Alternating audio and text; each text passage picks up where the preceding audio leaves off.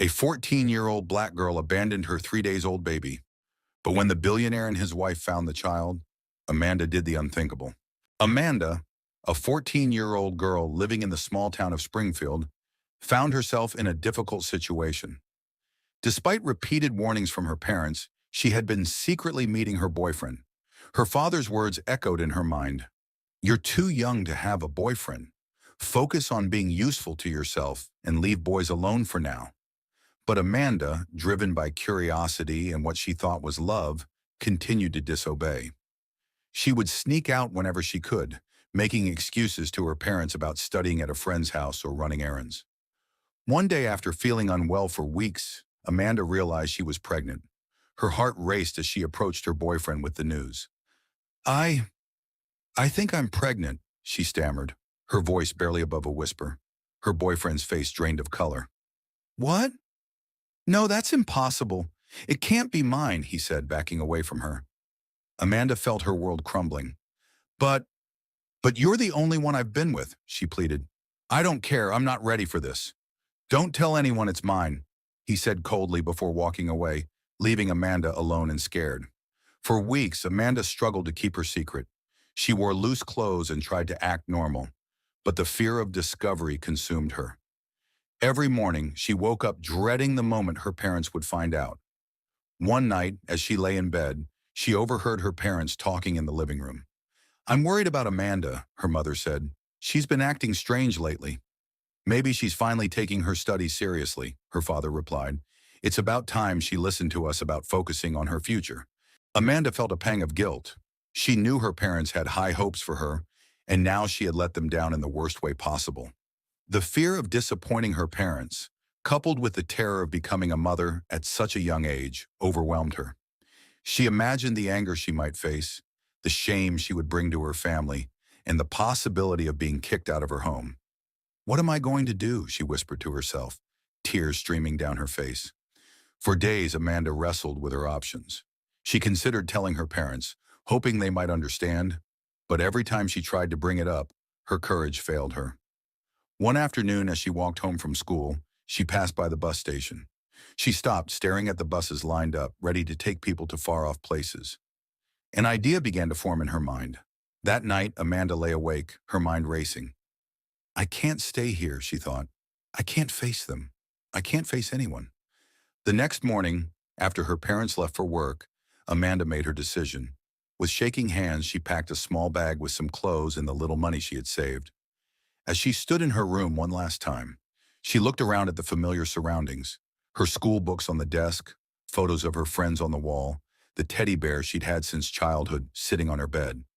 Everything reminded her of the life she was about to leave behind. Amanda scribbled a quick note. "I'm sorry. I love you. Please don't look for me." She left it on her bed, hoping it would buy her some time before they started searching. With a heavy heart, she slipped out of the house. As she walked toward the bus station, every step felt like lead. She kept looking over her shoulder, afraid someone might recognize her and stop her. At the bus station, Amanda approached the ticket counter. Her voice trembled as she spoke to the attendant. "One ticket, please, to wherever the next bus is going." The attendant looked at her curiously but didn't ask any questions. "Next bus is to Chicago. Leaves in 10 minutes." Amanda nodded, handing over most of her money for the ticket. As she waited for the bus, she thought about her parents coming home to find her gone. She imagined their worry, their anger, their disappointment. But in her mind, this was the only way. As the bus pulled up, Amanda took one last look at the town she had called home for 14 years. Tears welled up in her eyes as she boarded, knowing she was leaving behind everything and everyone she knew. The bus lurched forward, and Amanda watched through the window as Springfield faded into the distance.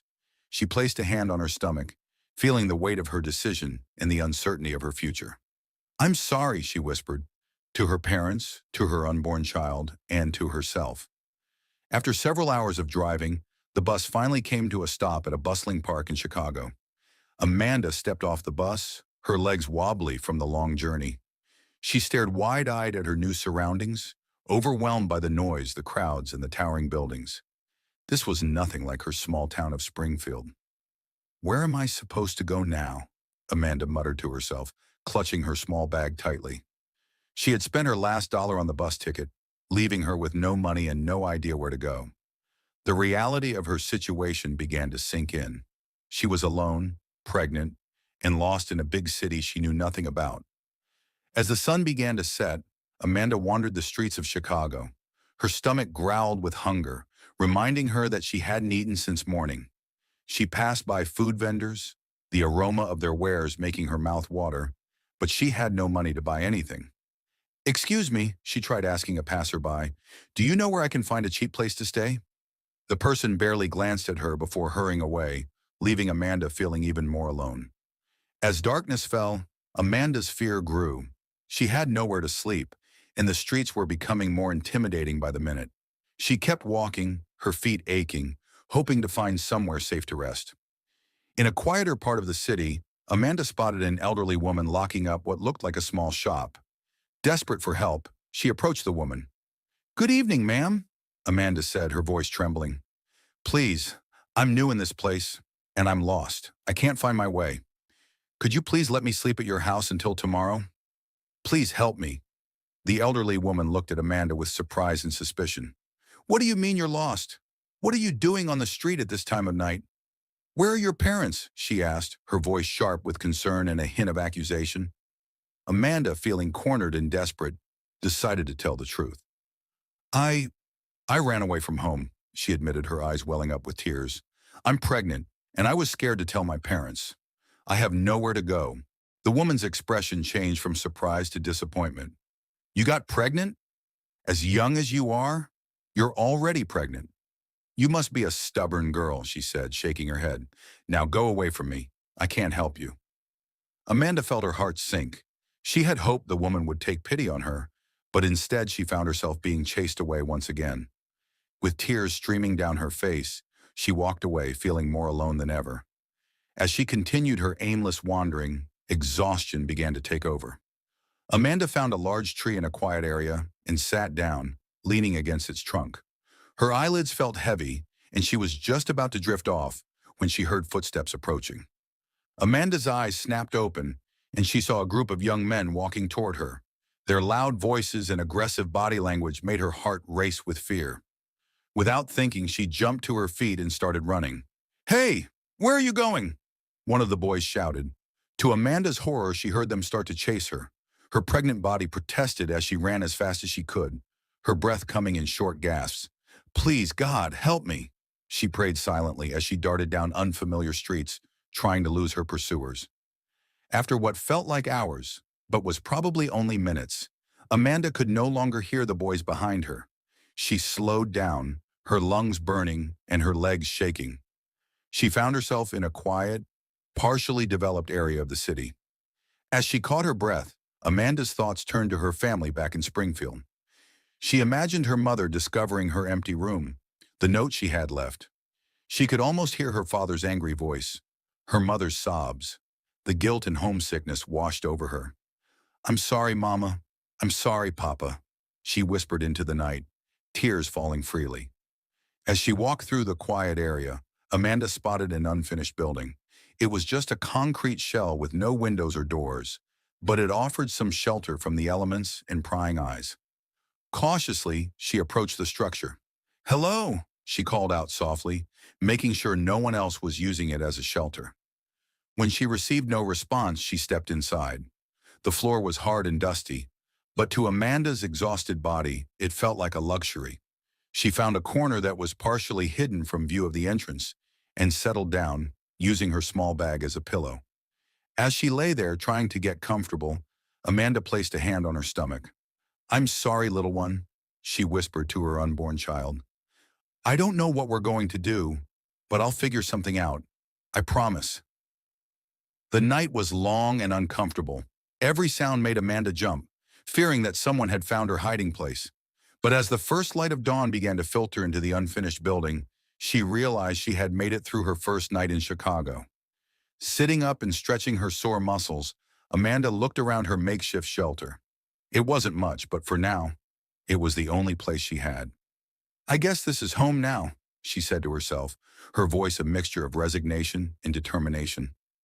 As the city outside began to wake up, Amanda steeled herself for the challenges ahead.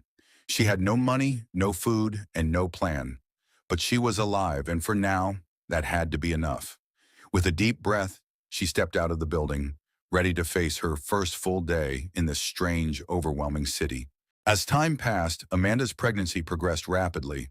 Life in Chicago was incredibly hard for her. Each day was a struggle to find food and stay safe. She often resorted to begging on the streets, approaching strangers with pleading eyes. "Please, can you spare some food?" she would ask passers-by. Some ignored her, while others gave her small portions or a few dollars. To earn a little money, Amanda started washing clothes for people in the neighborhood. "I can wash your clothes for you," she'd offer to women she saw in the area. "I'll do a good job, I promise." One woman, Mrs. Anderson, became a regular client. "You're a hard worker, Amanda," she'd say, handing over a small payment. "But you shouldn't be doing this in your condition." Amanda would just nod, grateful for the work. "Thank you, ma'am. I have no choice." Months went by like this, with Amanda barely scraping by. Then one evening, as she sat in her makeshift home in the unfinished building, she felt a sharp pain. "Oh no," she gasped, realizing what was happening. "Not now, please, not now." But the baby was coming, and Amanda was all alone. She screamed in pain, her cries echoing in the empty structure. "Help! Somebody help me!" she yelled. But no one was around to hear. For hours, Amanda pushed and cried, the pain unlike anything she had ever experienced. "I can't do this," she sobbed, but her body kept working to bring the baby into the world. Finally, with one last agonizing push, the baby was born. Amanda, exhausted and in shock, stared at the tiny crying infant. "Hello, little one," she whispered, tears streaming down her face. With shaking hands, she cleaned the baby as best she could, using the cleanest cloth she had. As she held her child, a boy, Amanda was filled with a mix of love and despair. She knew she couldn't provide for him. She had no money, no home, no way to keep him healthy and safe. "What am I going to do with you?" she asked the baby, who had quieted and was looking up at her with unfocused eyes. "I want to keep you, but I can't. I'm so sorry." Amanda spent the night holding her son, trying to feed him and keep him warm. But as the sun rose, she knew she had to make a difficult decision. She couldn't keep the baby with her. It would be a death sentence for both of them. An idea formed in her mind, a way to give her son a chance at life. It broke her heart, but she knew it was the only way. "I have to be strong," she told herself. "For you, my little one. For you." She looked into his tiny face, her heart heavy with the decision she was about to make. Tears streaming down her cheeks, she spoke softly to him. "My sweet baby," Amanda whispered, her voice trembling. "Please forgive me for what I'm about to do. I know you won't understand, but I'm so sorry. This is the only way I can give you a chance at a better life. I want you to know that I love you so much." The baby cooed softly, unaware of his mother's turmoil. Amanda hugged him tightly, trying to memorize every detail of his tiny face. With shaking hands, Amanda wrapped the baby in the cleanest cloth she had. She took a deep breath, steeling herself for what she was about to do. "It's time," she murmured, more to herself than to the baby. Amanda stepped out of her shelter, holding her son close. She walked to the next street, where she knew a wealthy family lived. Their large house stood out among the other buildings, a symbol of prosperity that Amanda could only dream of. As she approached the billionaire's house, doubt crept into her mind. "What if this doesn't work?" she thought. "What if they don't find him?" But she knew she had to try. It was her son's only chance at a good life. With a final kiss on her baby's forehead, Amanda gently placed him near the gate of the mansion. She arranged the cloth to make sure he was comfortable and visible. "Be safe, my love," she whispered before quickly moving away to hide behind a nearby tree. From her hiding spot, Amanda watched the gate intently. Minutes passed, feeling like hours to the anxious mother. Finally, the gate opened. Amanda held her breath as she saw a well-dressed couple step out. It was Mr. John and his wife, Emily. The couple stopped abruptly, their eyes landing on the bundle near their feet. "What's this?" John asked, bending down to look closer. Emily gasped. It's a baby. Oh my goodness. How did it get here?" They looked around, searching for any sign of who might have left the child. Amanda pressed herself against the tree, her heart pounding. "We can't leave it out here," Emily said, carefully picking up the baby. Let's take him inside and figure out what to do. The couple retreated into their house, carrying Amanda's son with them. Amanda watched them go, her emotions a mix of relief and heartbreak. She slid down the tree trunk, sobbing quietly. Be good to him, she pleaded silently to the wealthy couple. Give him the life I can't. With a heavy heart, Amanda stood up and walked away from the billionaire's house. She knew she had made the right decision for her baby, but it didn't make the pain any easier to bear. As she made her way back to her shelter, Amanda whispered a final goodbye to her son. I hope you have a wonderful life, my dear. Maybe someday, somehow, we'll meet again. Inside their luxurious home, John and Emily carefully carried the baby to their bedroom. They placed the infant on their large bed, both staring at the tiny bundle in disbelief. What do we do now, John? Emily asked, her voice filled with a mix of concern and excitement. John ran his hand through his hair, looking just as bewildered. I'm not sure. We should probably call the police. Report this.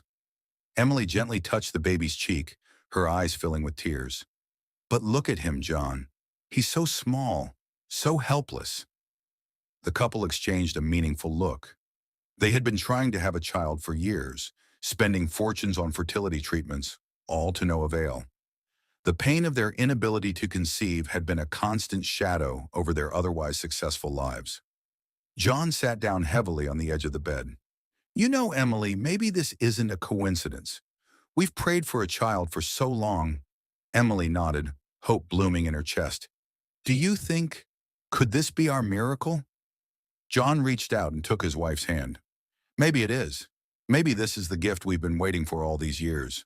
They both looked at the baby, who was now sleeping peacefully, unaware of the life-changing decision being made around him. We could give him a wonderful life, Emily said softly. Everything we've always wanted to give to our child. John nodded, a smile spreading across his face. You're right. We shall keep the baby. This is our chance to be parents. Tears of joy streamed down Emily's face as she carefully picked up the baby. Hello, little one. We're your new mom and dad. John wrapped his arms around his wife and their new son. We need to give him a name. What do you think? Emily thought for a moment. How about Alex? It means defender or protector. Alex, John repeated, testing the name. I like it. Welcome to the family, Alex. As the reality of their sudden parenthood sank in, John's practical side kicked in. You know, Emily, with our busy schedules, we might need some help. Maybe we should hire a nanny to watch over Alex when we're at work. Emily nodded in agreement. That's a good idea. We want to give Alex all the care and attention he needs. I'll start looking for someone right away, she said. We'll find the perfect person to help us take care of our son, John added. As they continued to marvel at their unexpected blessing, neither John nor Emily could have imagined the true story behind Alex's arrival or the challenges that lay ahead in their new journey as parents.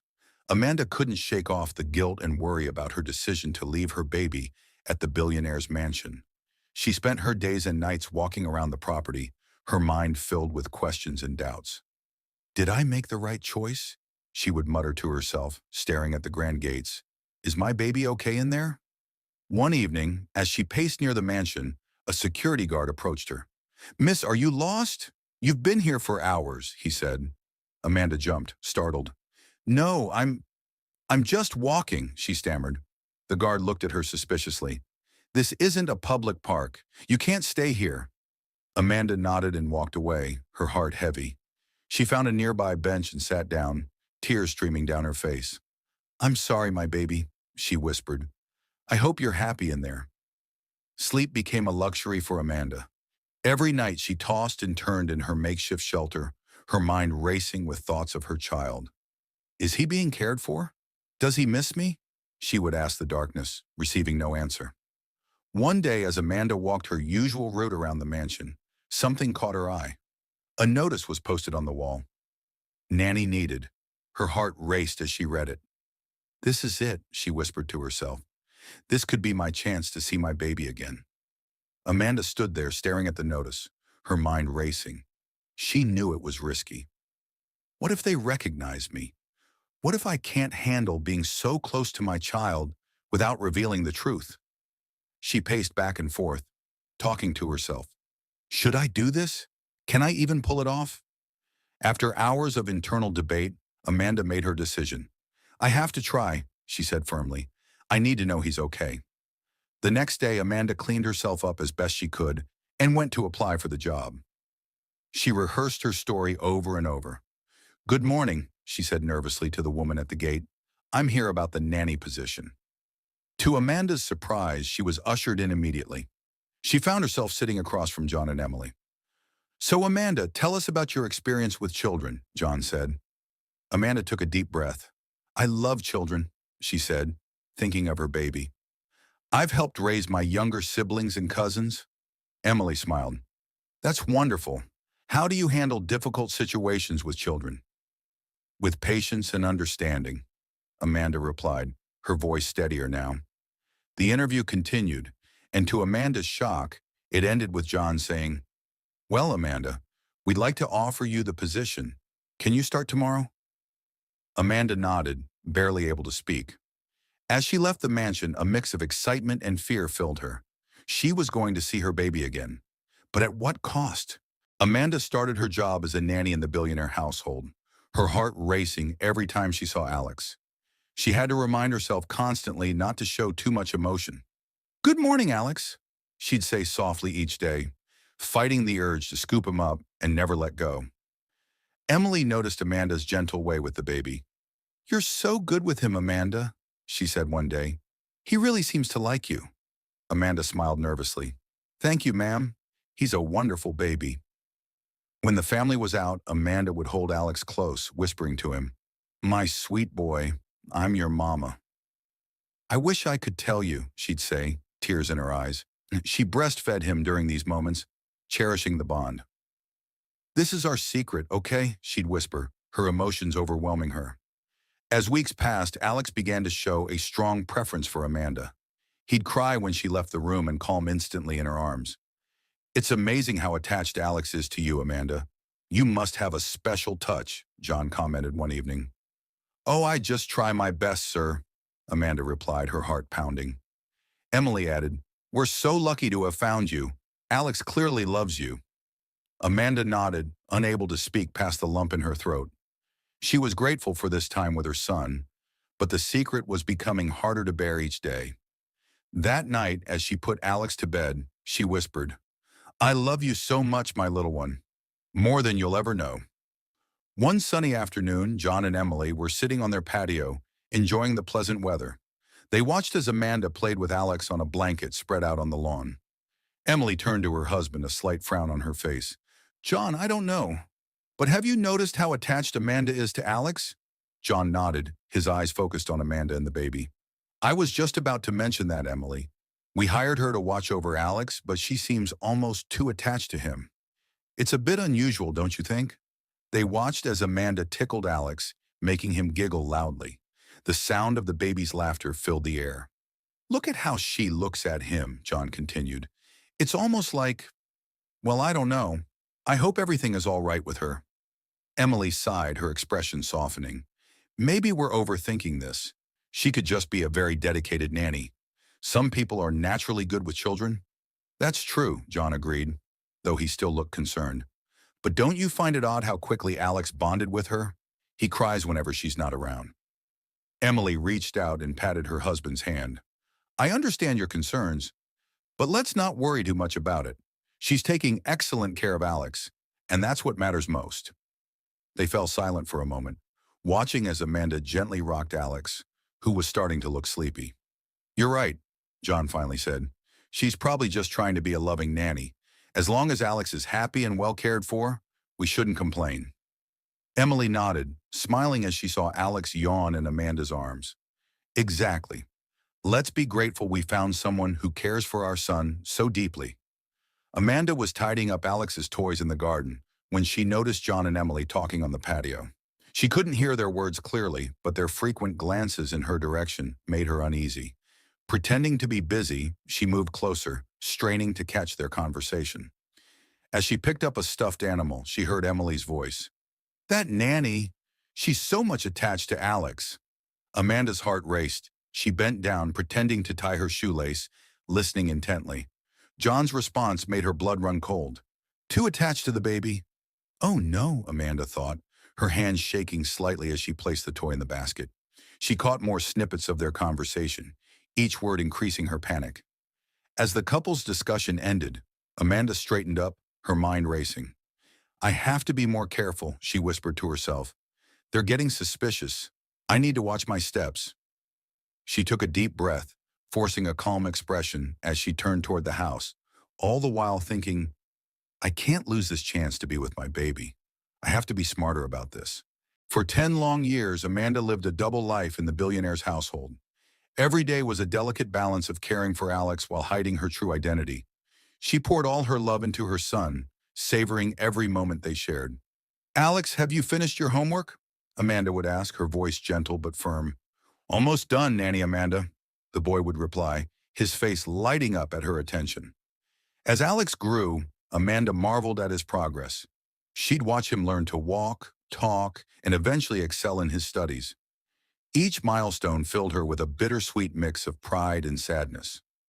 One evening, as she tucked him into bed, 9-year-old Alex asked, Nanny Amanda, why do you always look sad when you think I'm not watching? Amanda's heart skipped a beat. Oh, Alex, I'm not sad. I'm just thinking sometimes, she replied, forcing a smile. Nanny, can I tell you a secret? Alex whispered. Amanda's heart raced. Of course, Alex. You can tell me anything. You're my favorite person in the whole world, he said, hugging her tightly. Amanda fought back tears. Oh, Alex, you're very special to me, too. John often boasted about Alex's achievements. Did you see Alex's latest test scores? He'd say to Emily. He's at the top of his class again. He's such a smart boy. Emily would agree, beaming with pride. Amanda would listen to these conversations, her heart swelling with pride but aching with the secret she carried. She'd think to herself, that's my boy, my brilliant, beautiful boy. During quiet moments, Amanda would sometimes allow herself to imagine a different life. What if I had kept him? She'd wonder. But then she'd look around at the luxurious home, the opportunities Alex had, and remind herself why she made her choice. Nanny Amanda, can you help me with this math problem? Alex would call, snapping her out of her thoughts. Of course, Alex, she'd respond, grateful for another chance to be close to her son. Let's figure it out together. One afternoon, 9-year-old Alex was playing in the sitting room, running around with his toy airplane. As he zoomed past the ornate glass table, his elbow caught the edge of a delicate glass ornament. It toppled off the table and shattered on the marble floor with a loud crash. Alex froze, his eyes wide with fear. Oh no, he whispered. The sound of breaking glass echoed through the house. Within seconds, Emily rushed into the room, her eyes darting from the broken glass to Alex, who was standing stock still next to the table. What? Emily exclaimed, her face turning red with anger.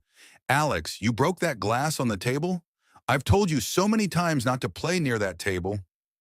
Before Alex could explain or apologize, Emily grabbed him by the arm and started spanking him. How many times do I have to tell you? That glass was expensive. Amanda, who had been in the kitchen, ran into the room when she heard the commotion. Her heart broke as she watched Emily punishing Alex. It took every ounce of self-control not to intervene. She clenched her fists, fighting the urge to protect her son. After the beating, Alex ran to his room, sobbing. Emily, still fuming, stormed back to her own room without a word to Amanda. Amanda waited a few minutes, then quietly knocked on Alex's door. Alex, can I come in? A muffled yes came from inside. Amanda entered to find Alex curled up on his bed, his face streaked with tears. She sat down beside him and gently stroked his back. I know you're sad now, Alex, Amanda said softly. What happened was an accident. Next time, if you want to play, just come outside with me, okay? I'm always here for you. Alex looked up at her, his eyes red and puffy. I didn't mean to break it, he sniffled. I was just playing. I know, sweetheart, Amanda soothed. Accidents happen. Alex sat up and threw his arms around Amanda. I just wish you were my mother, he cried. I love you so much. Amanda felt her heart shatter. Tears welled up in her eyes as she hugged Alex tightly. If only he knew the truth, she thought. Alex noticed Amanda's tears and said, Please stop crying, Nanny. Did I say something wrong? I wish my mom was like you. Amanda quickly wiped her eyes. No, no, you didn't say anything wrong, she assured him. Don't worry about your mother, Alex. She's not a bad person. She was just angry because that glass was expensive. She loves you very much. But you never get angry like that, Alex pointed out. Amanda sighed. Everyone shows love differently, Alex. Your mother loves you in her own way. After comforting Alex for a while longer, Amanda left his room. As she closed the door, she heard Alex whisper, I wish my mother was just like my nanny. Amanda leaned against the wall outside Alex's room, her emotions overwhelming her. The irony of the situation wasn't lost on her. She was Alex's real mother, yet she couldn't tell him. She had to watch another woman raise her son, sometimes in ways she didn't agree with, and there was nothing she could do about it. Oh, Alex, she whispered to herself, if only you knew how much I love you. After comforting Alex, Amanda retreated to her small room in the servants' quarters. As soon as she closed the door, she broke down in tears. My baby, she sobbed quietly, sinking onto her bed. Oh, Alex, if only you knew. Amanda's mind raced with Alex's words. I wish you were my mother. The irony of it all was too much to bear. I am your mother, she whispered to the empty room. I've always been your mother. As her tears subsided, a dangerous thought began to form in Amanda's mind. Maybe I should tell him the truth, she muttered. Maybe we could leave this place together. But doubt quickly set in. No, it's too risky, she argued with herself. What if they don't believe me? What if they take Alex away? Amanda paced her small room, torn between her desire to claim her son and the reality of their situation. There has to be a way, she said. I just need to find it. After that emotional day, Amanda couldn't shake the idea of revealing the truth to Alex. She spent nights tossing and turning, imagining different scenarios. I could just tell him outright, she mumbled to herself one night. But no, he's so young. He might not understand. During the day, she watched Alex closely, noticing his growing sadness. One afternoon, she found him staring out the window instead of doing his homework. Alex, sweetie, aren't you supposed to be studying? She asked gently. Alex sighed. What's the point? Mom and Dad are never around to see my grades anyway. Amanda's heart ached. They're just busy with work, Alex. They still care about you. But you're always here, Alex said, looking at her with sad eyes. Why can't they be more like you? Amanda swallowed hard, fighting back tears. Everyone has different responsibilities, Alex. Your parents love you very much.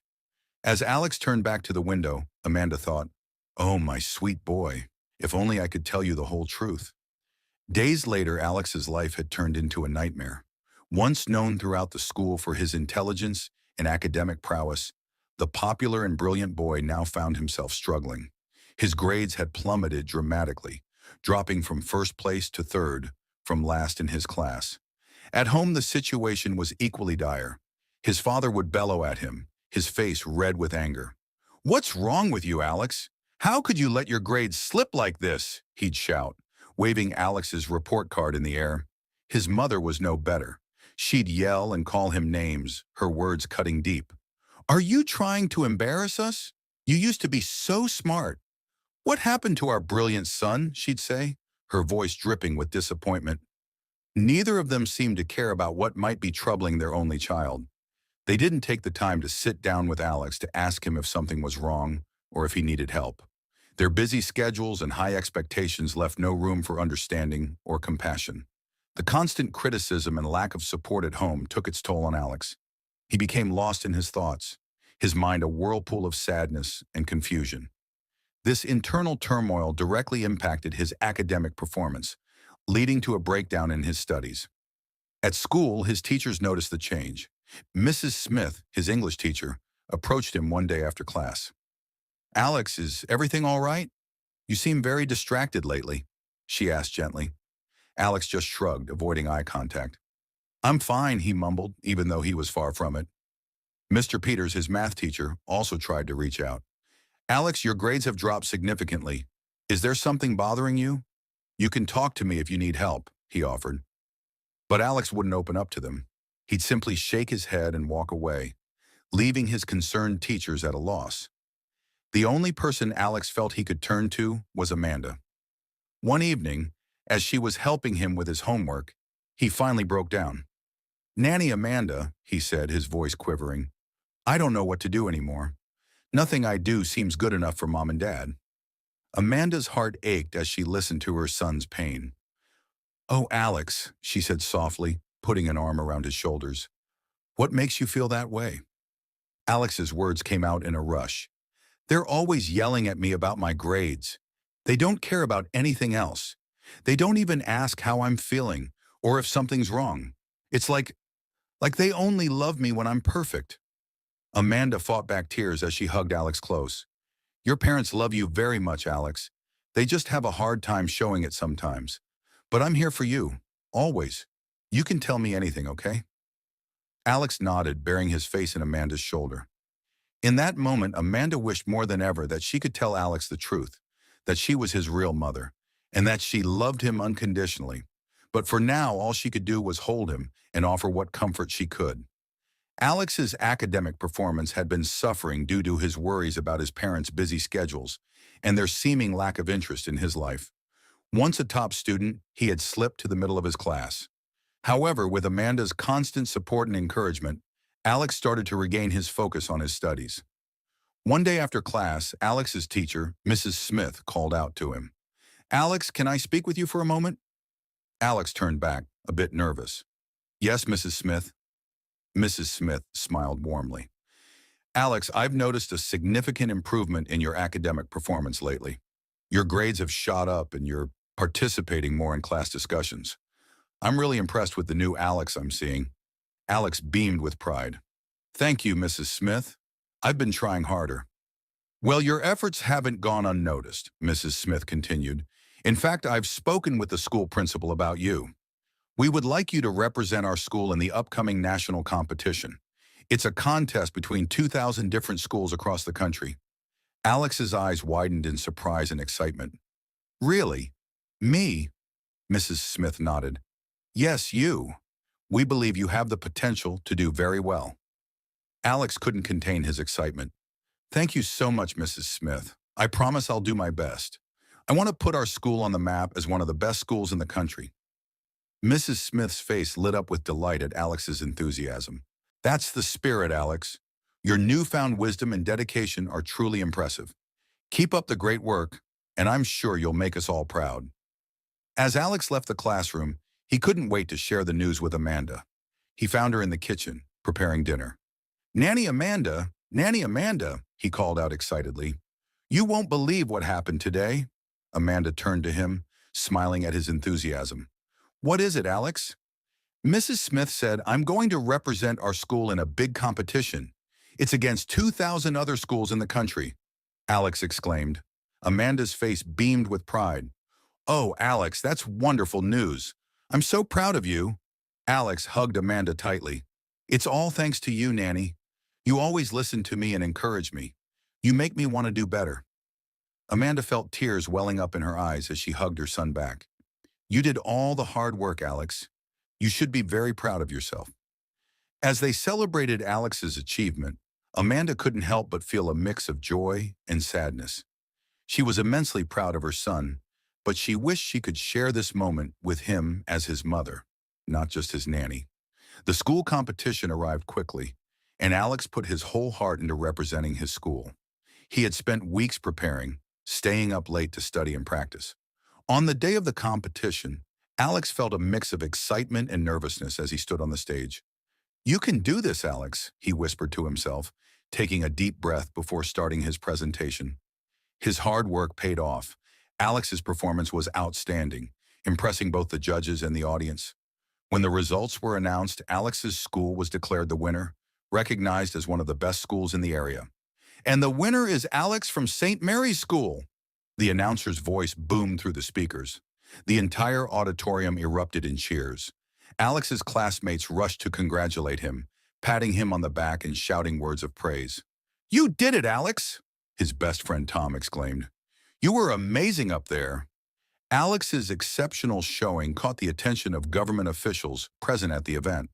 The governor, impressed by Alex's brilliance and bravery, made a decision on the spot. "This young man represents the best of our state," the governor announced. I'm proud to award Alex a prize of $20,000 for his outstanding performance." The crowd gasped at the amount. Alex stood there stunned, unable to believe what he had just heard. Later that day, the school principal called Alex to his office. He handed Alex a letter, his face beaming with pride. "Alex, make sure you give this to your parents," the principal said, his voice filled with excitement. "You're such a brilliant kid. The governor of our state has confirmed a cash prize of $20,000 for you. Your parents will receive it next week." Alex took the letter with shaking hands. "Thank you, sir," he managed to say, still in shock from the day's events. When Alex got home, he found Emily sitting on the couch, scrolling through her phone. He approached her, his heart pounding with excitement to share the news. "Good afternoon, Mom," Alex greeted, trying to keep his voice steady. Emily looked up from her phone. "Oh, my baby boy, how are you doing? How's school? I hope you didn't get into trouble with anyone," she asked, her tone more distracted than concerned. "I heard your mother screaming, Alex. What's the good news?" Amanda asked, her voice filled with concern and interest. Alex looked up at Amanda, feeling a sense of comfort in her presence. "My teacher gave me a prize for my parents," he explained. "He told me I won it for performing well at the school competition." Amanda's eyes lit up with pride. "This is great. I trust you. Now tell me, what exactly is this prize?" she urged, sitting down next to Alex on the bed. Alex took a deep breath before answering. "My teacher told me I won a prize of $20,000, sponsored by the governor of our state," he revealed, still hardly believing it himself. Amanda's jaw dropped. She almost fainted upon hearing the amount. "What a huge prize," she whispered, more to herself than to Alex. Unable to control her emotions, Amanda quickly stood up. That's wonderful, Alex. You deserve it," she said hastily before leaving the room and retreating to her own quarters. Sitting alone in her small room, Amanda's mind raced. Alex won a prize of $20,000. My son, she thought, her heart swelling with pride and pain. So this billionaire family is going to get all that money won by my son? That's impossible. This is the time to fight and get what is mine, she said quietly to herself. The idea of revealing her true identity as Alex's real mother consumed her thoughts. She paced back and forth in the small space, weighing the pros and cons. It's going to be hard, she muttered, but with that prize money, our lives could change forever. We could have a fresh start, just Alex and me. Amanda stopped pacing, her resolve hardening. Whatever happens, I shall get Alex back as my son. I'm his real mother. I carried him for 9 months, she declared to the empty room. Taking a deep breath, Amanda left her room and walked back to Alex's door. Her hands were shaking as she knocked softly. Come in, Alex's voice called out. Amanda entered the room, her heart pounding. Alex was sitting at his desk, working on some homework. Nanny, is something wrong? Why do you look so scared? Alex asked, noticing her distress. Amanda stood there frozen. The words she had rehearsed in her mind refused to come out. The more she tried to speak, the more frightened she became. Alex, she finally managed to say, her voice trembling. Please, there's something I want to tell you. Alex put down his pen and turned to face Amanda fully, concern etched on his young face. What is it, Nanny? You can tell me anything, he said, his voice full of trust and affection. Amanda took a deep breath, knowing that what she was about to say would change everything. The truth that she had kept hidden for so long was about to come out, and there was no going back. Alex, Amanda's voice trembled as she spoke. Her hands shook slightly as she approached the boy. There's something important I need to tell you. Please don't be angry with me. I've kept this secret for a long time, and I'm sorry. Alex looked up from his homework, confusion clear on his face. He stood up and walked toward Amanda, concern in his eyes. Nanny Amanda, what's wrong? What secret are you talking about? Amanda took a deep breath, her heart pounding in her chest. Alex, this isn't easy to say. I'm your real mother. You're my son. Tears began to roll down Amanda's cheeks as she watched Alex's face change from confusion to disbelief. The room fell silent, the only sound Amanda's quiet sobs. Alex stumbled backward, shaking his head. No, that's not possible. You can't be my mother. You're my nanny. I know it's hard to believe, Alex, Amanda said softly, reaching out toward him. But it's the truth. When you were born, I had no choice. I left you at the wealthy family's gate so you could have a better life. I couldn't provide for you then. Alex's mind was reeling. He couldn't process what he was hearing. If you're really my mother, why did you keep it a secret all this time? Why didn't you tell me? Amanda wiped her tears, trying to compose herself. I had to keep it a secret to protect you, to make sure you had a good life. But things are different now. We could leave together, start a new life. Alex stood there silent and stunned. His nanny, the woman who had cared for him for years, was claiming to be his mother. It seemed impossible. Alex, Amanda continued, her voice urgent, you won that prize money, $20,000. We could use that to build a new life together, just the two of us. But Alex wasn't ready to accept this revelation. No, I'm not going anywhere. How do I know you're telling the truth? How can I believe you're really my mother? Amanda pleaded with him, her voice filled with desperation. Alex, please. We don't have much time. We need to leave before it's too late.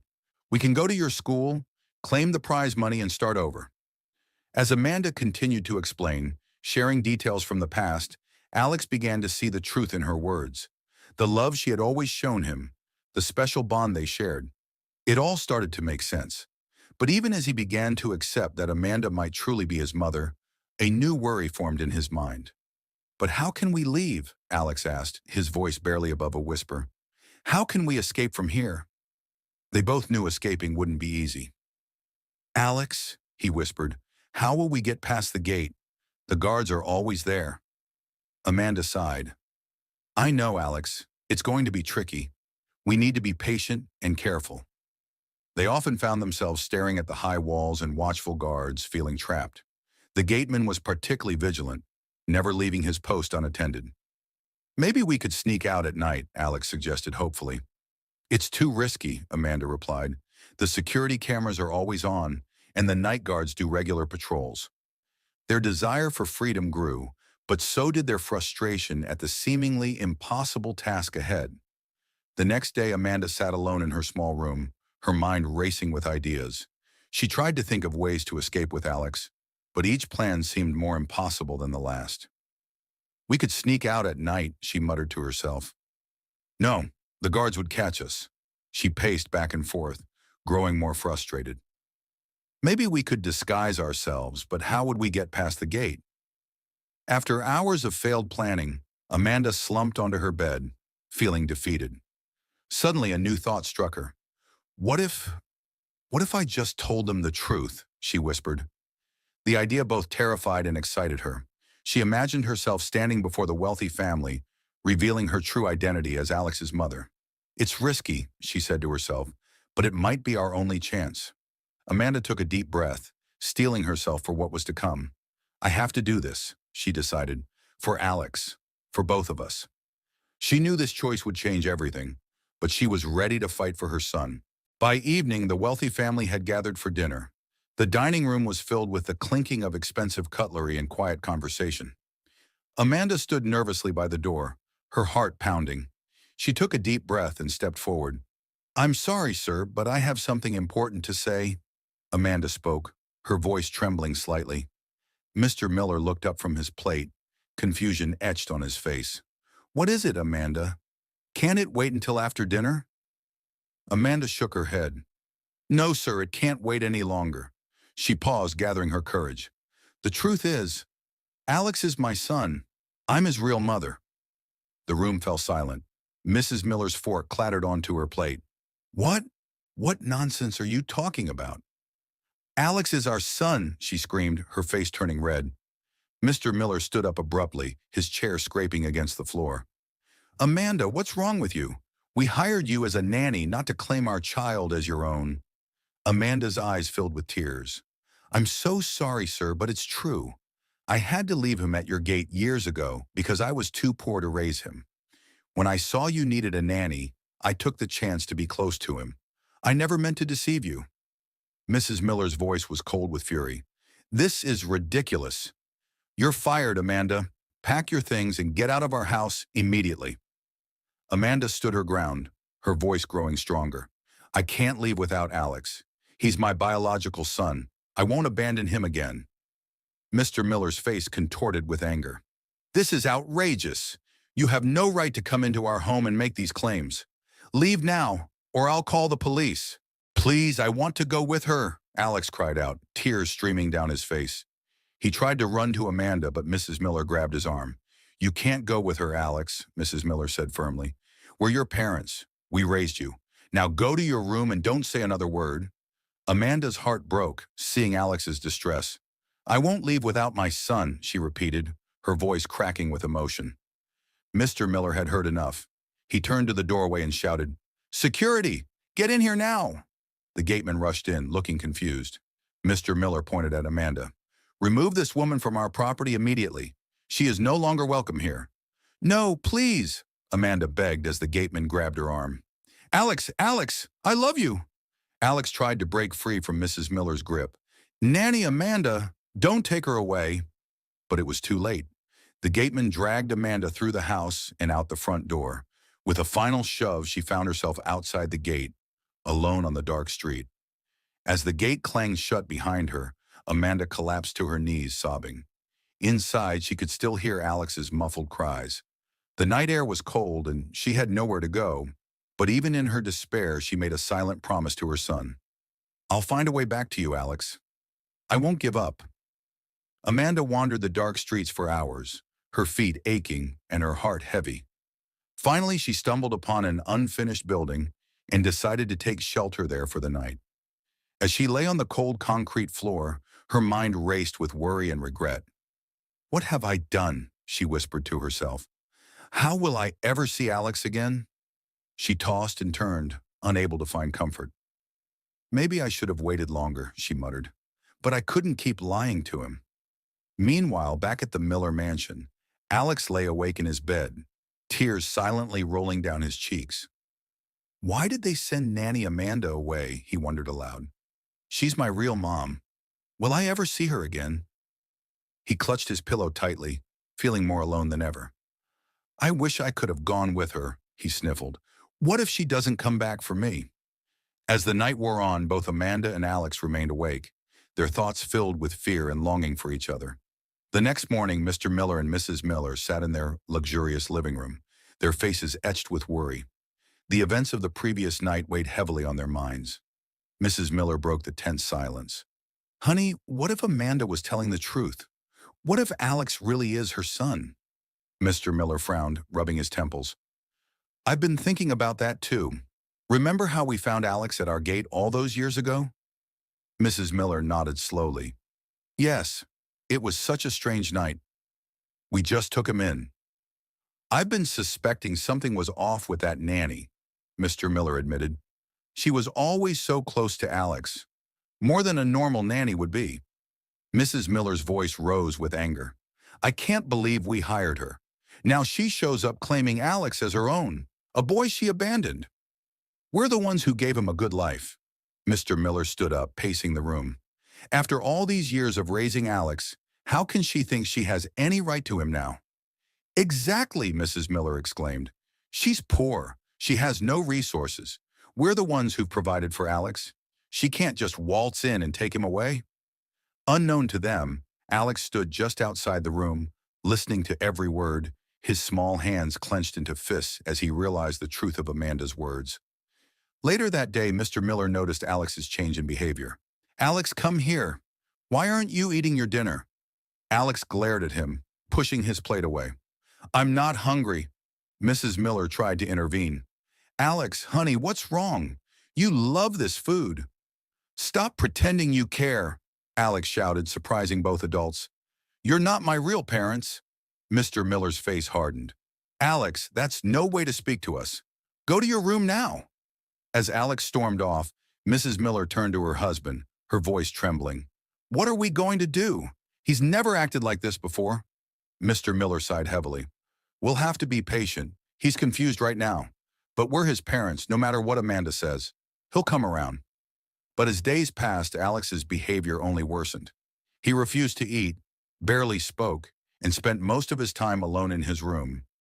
Mrs. Miller and Mr. Miller exchanged worried glances. They were losing the boy they had raised as their own, and they didn't know how to fix it.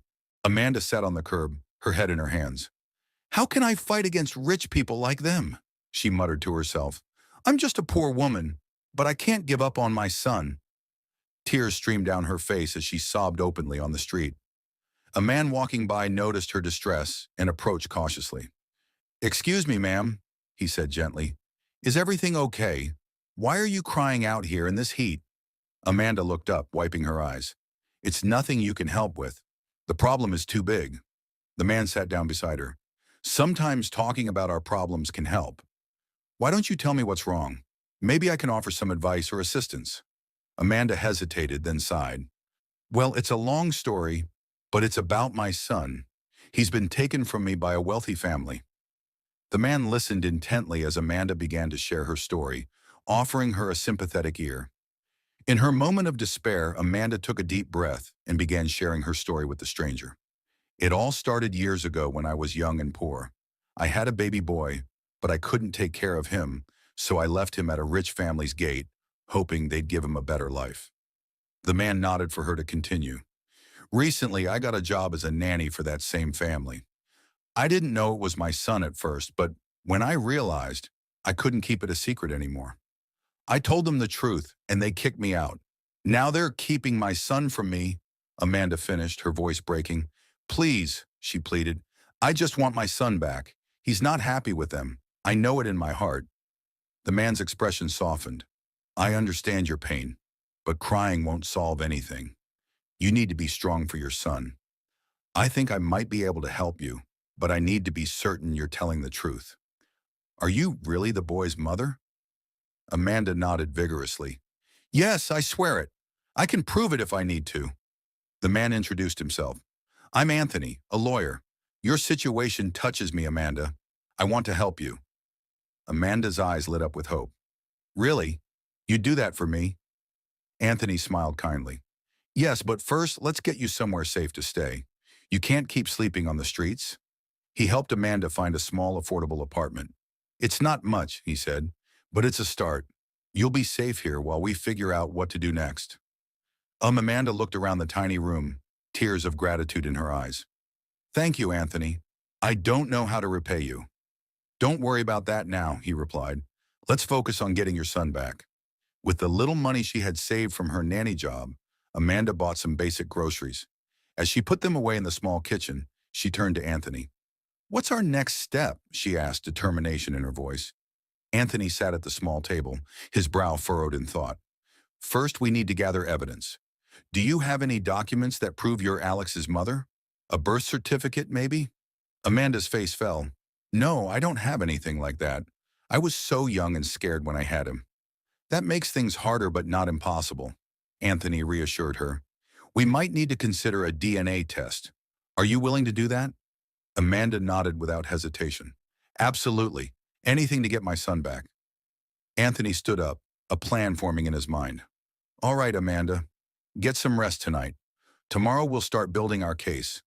It won't be easy going against a wealthy family, but I promise you, we'll do everything we can to reunite you with your son. As Anthony left, Amanda sat on her small bed, feeling a mix of hope and anxiety.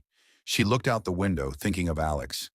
Hold on, my son, she whispered. I'm coming for you. I won't give up. 2 days later, Amanda and Anthony stood at the gates of the Miller mansion. Amanda's heart raced as they were let in by the security guard.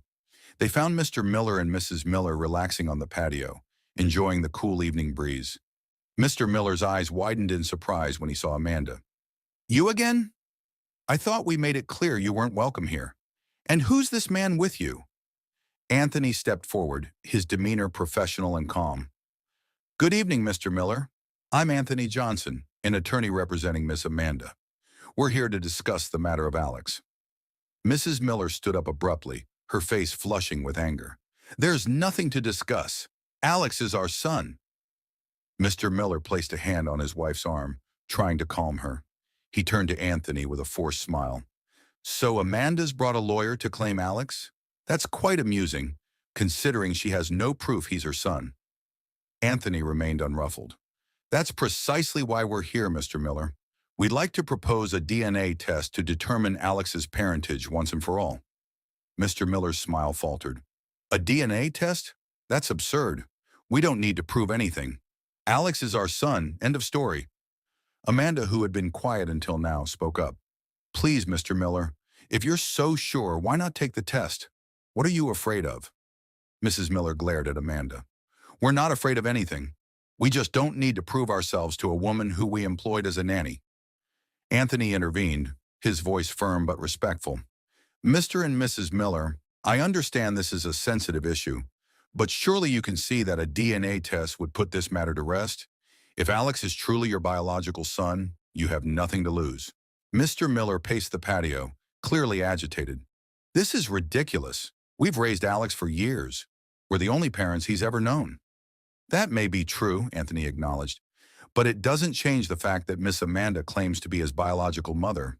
A DNA test is the most straightforward way to resolve this. A tense silence fell over the group. Mr. Miller and Mrs. Miller exchanged worried glances. Amanda pleaded, her voice breaking. Please, I just want to know for sure. Don't you want to know the truth? Mr. Miller ran his hand through his hair, frustration evident on his face.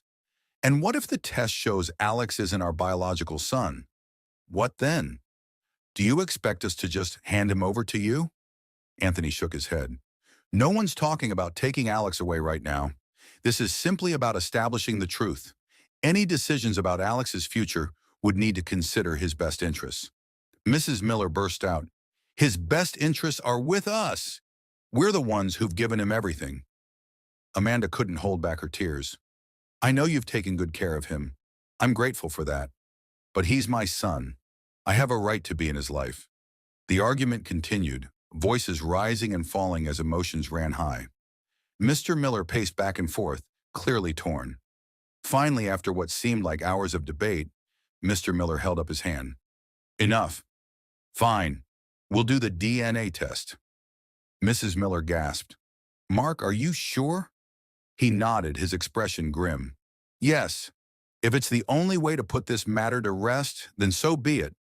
But understand this, he said, turning to Amanda and Anthony. Regardless of what the test shows, we won't give up Alex without a fight. Anthony nodded solemnly. We understand. Thank you for agreeing to the test. We'll arrange for it to be done at a reputable clinic as soon as possible. As Amanda and Anthony prepared to leave, Amanda caught a glimpse of Alex watching from an upstairs window. Their eyes met briefly before he disappeared from view. Amanda's heart ached, but she felt a glimmer of hope. Soon, she whispered to herself, soon I'll know the truth. The next day, a tense group gathered at the hospital for the DNA test. Amanda, Anthony, and Mr. Miller sat in the waiting room, avoiding eye contact with each other. After what felt like hours, the doctor emerged with a folder in hand. I have the results, he announced. Everyone leaned forward, hearts racing. The doctor cleared his throat. According to the DNA analysis, the child Alex is Mr. Miller's biological son. A collective gasp filled the room. Mr. Miller stood, stunned. Amanda shook her head violently. No, that's impossible. There must be a mistake. Alex is my son. Anthony gently took the results from the doctor, his brow furrowed as he read. I'm sorry, Amanda, but it's clear here. The DNA matches Mr. Miller. Amanda collapsed to the floor, sobbing uncontrollably. This can't be right. How is this possible? Mr. Miller, still in shock, muttered, I didn't expect this. I truly thought. The doctor tried to comfort Amanda. I understand this is difficult, but the test is highly accurate. Amanda looked up, her eyes wild with desperation. Please, there must be some mistake. Can we do the test again? Anthony placed a hand on her shoulder. Amanda, I know this isn't what you wanted to hear, but we have to accept the results. As the reality sank in, Amanda's cries echoed through the hospital corridor, leaving everyone wondering how this unexpected turn of events could have happened. Amanda crumpled to the floor of the hospital corridor, her body shaking with uncontrollable sobs. Passers-by cast sympathetic glances, but she was oblivious to everything except her overwhelming grief. How is this possible? She whispered between gasps. Alex is my son. I carried him. I gave birth to him. How can the DNA say otherwise? Anthony knelt beside her, his face etched with concern. Amanda, please try to calm down. We need to think this through. Amanda looked up at him, her eyes red and swollen. Think what through? The test says Alex isn't mine. But I know he is. I just know it. Meanwhile, Mr. Miller stood a few feet away, his expression a mix of relief and confusion. He turned to Anthony, his voice steady but with a hint of smugness. Well, Mr. Lawyer, I told you from the beginning that Alex was our son. I hope this puts an end to your client's ridiculous claims. Anthony frowned, clearly troubled by the turn of events. Mr. Miller, I admit I didn't expect this outcome, but you must understand why we pursued this course of action. Mr. Miller waved his hand dismissively. I understand nothing except that you've wasted our time and caused unnecessary stress to my family. Now, if you'll excuse me, I'm going home to my son. As Miller walked away, Amanda struggled to her feet, her legs weak and unsteady. Lawyer, please, she begged, grabbing Anthony's arm. You can't give up now. There must be some mistake. Alex is my son. I don't understand how the DNA could say Mr. Miller is the father. Anthony sighed heavily, his professional demeanor slipping to reveal his own confusion and disappointment. Amanda, I want to believe you, but DNA doesn't lie. It's the most accurate way to determine parentage. But what if something went wrong with the test? Amanda pressed, desperation clear in her voice. What if there was a mix-up at the lab? Or what if someone tampered with the results? Anthony shook his head slowly. Those are serious accusations, Amanda. We can't make claims like that without evidence. I'm sorry, but I don't see what else we can do at this point. Amanda's face crumpled, fresh tears spilling down her cheeks. So that's it? You're giving up on me? On Alex? The lawyer placed a comforting hand on her shoulder. I'm not giving up, Amanda, but we need to be realistic. The law is clear on this matter. Without evidence to challenge the DNA results, we have no legal grounds to pursue custody. Amanda pulled away from him, her voice rising with anger and despair. I don't care about legal grounds. I care about my son. I won't stop fighting for him, even if I have to do it alone. With that, she turned and stumbled down the hospital corridor, leaving Anthony standing there, watching her go with a mixture of sympathy and helplessness. Mr. Miller pulled into the driveway of his mansion, his mind still reeling from the day's events.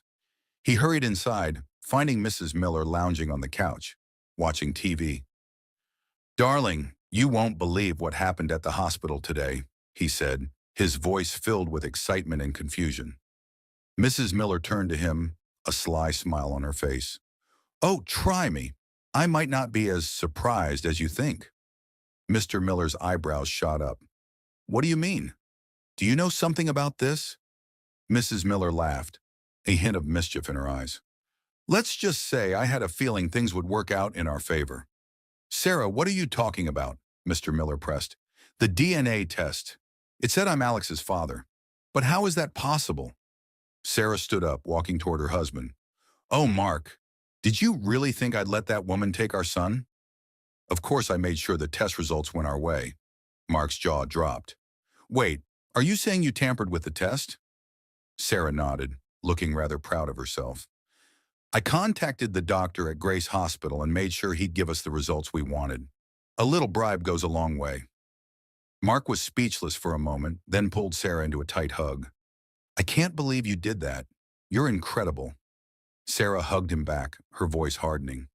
That Amanda woman is delusional if she thinks she can come back after all these years and take Alex from us. Not on my watch. Mark pulled back, a mix of admiration and concern on his face. But Sarah, if this ever gets out, Sarah waved her hand dismissively. It won't. We're in the clear now. Alex is ours legally and officially. End of story. Despite the setback with the DNA test, Amanda refused to give up on Alex. Each day, she'd wake up with renewed determination. I know I'm poor, she'd tell herself, but I'm his mother. I have to keep fighting. As she sat in her small rented room, an idea struck her. Alex's school, she exclaimed. I can find him there. Amanda paced her room, planning her next move. I'll go to his school, she muttered. I can talk to him there, away from the Millers. She hesitated, worry creeping in. But what if they've told the school not to let me near him?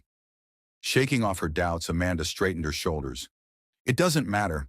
I have to try. Alex needs to know the truth. She glanced at the clock, calculating the best time to go.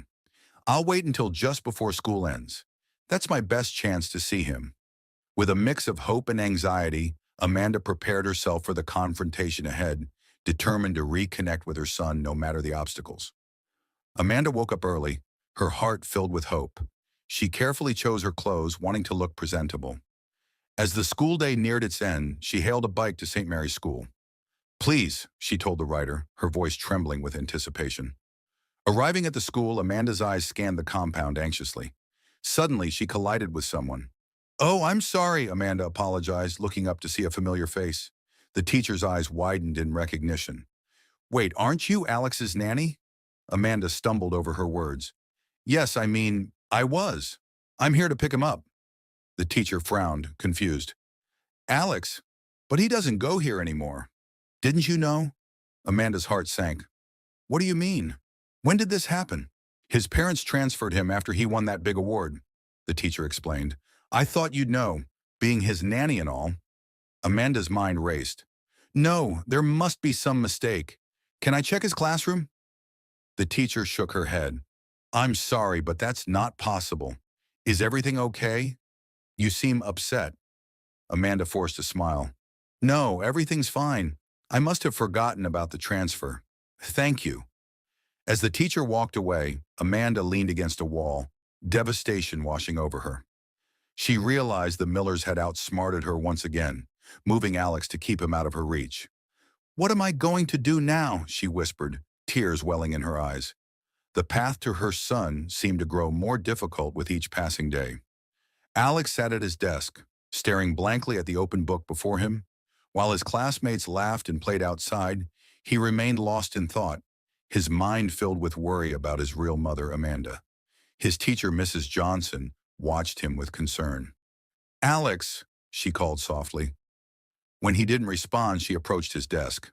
"Alex," she said louder, tapping his shoulder.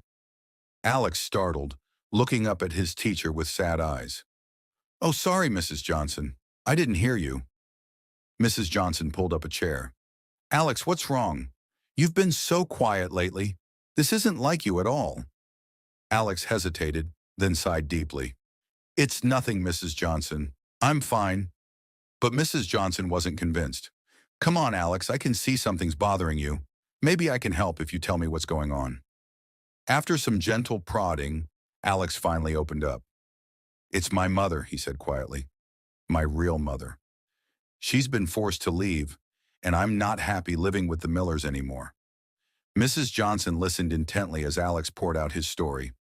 When he finished, she placed a comforting hand on his shoulder. "Oh, Alex, that's such a difficult situation.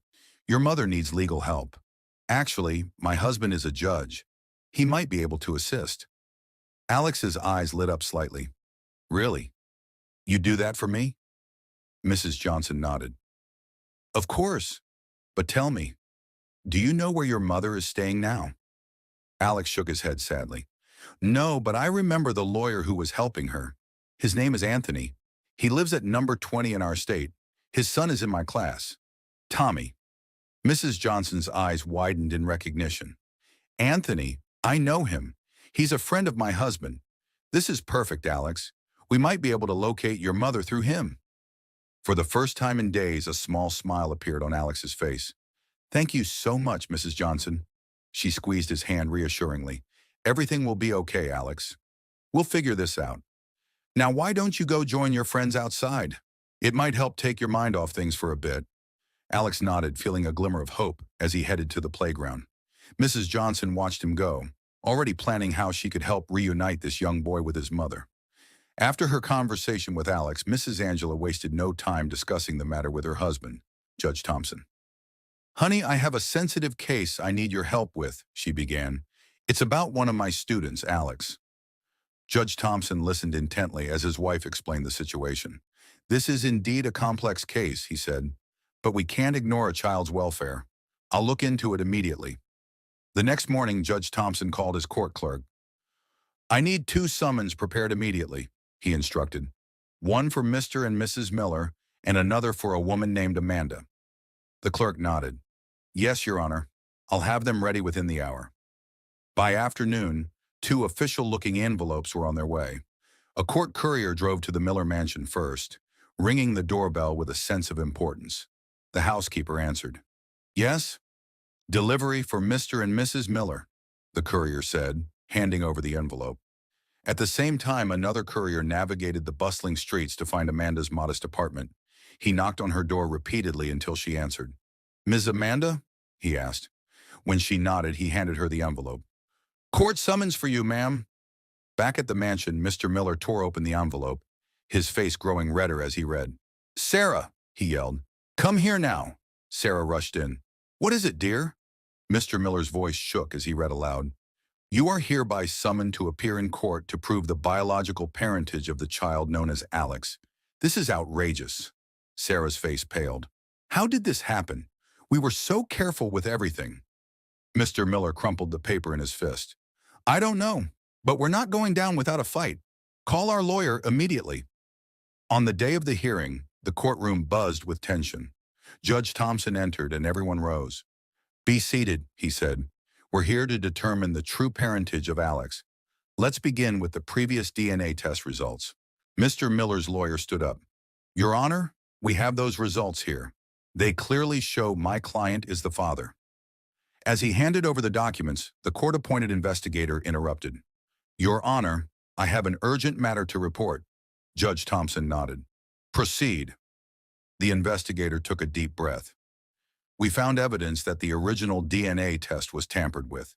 Gasps filled the room. Mr. Miller grabbed Sarah's hand, both looking panicked. "Order!" Judge Thompson demanded. "This is a serious allegation. Can you elaborate?" The investigator explained, "We traced large payments from an offshore account to the lab technician who handled the test." Judge Thompson's face hardened. "In light of this, I'm ordering a new DNA test to be conducted under strict supervision." Days later, everyone reconvened. The tension was palpable as the court clerk stood up with the results. "The DNA test confirms that Amanda is the biological mother of Alex with 99.9% certainty." Amanda couldn't contain herself. "I knew it! He's my son!" she cried out. Mr. Miller stood up, shouting, "This is impossible! It must be another mistake!" "Silence," Judge Thompson commanded. He took a moment before continuing. "Based on this evidence, I rule in favor of Amanda. She is granted full custody of Alex."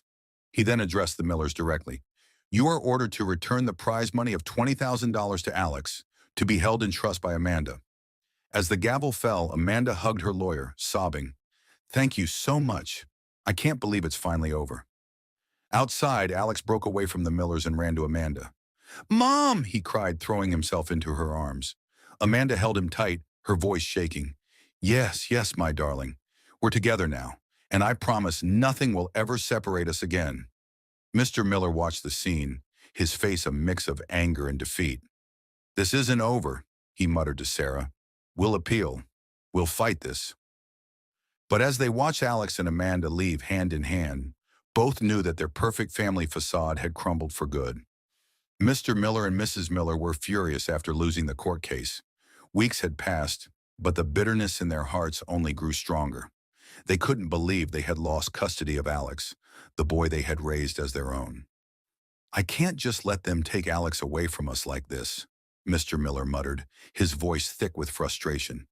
"We were the ones who raised him, and now they're just going to take him away? It's not fair." Mrs. Miller's eyes narrowed, and her anger flared even more. "If I can't have Alex, then nobody will," she hissed, her voice dripping with venom. "I already have a plan." Without another word, she stood up abruptly and marched into her room. Her hands trembled with rage as she grabbed her phone. She dialed a number quickly, her mind racing with dark thoughts.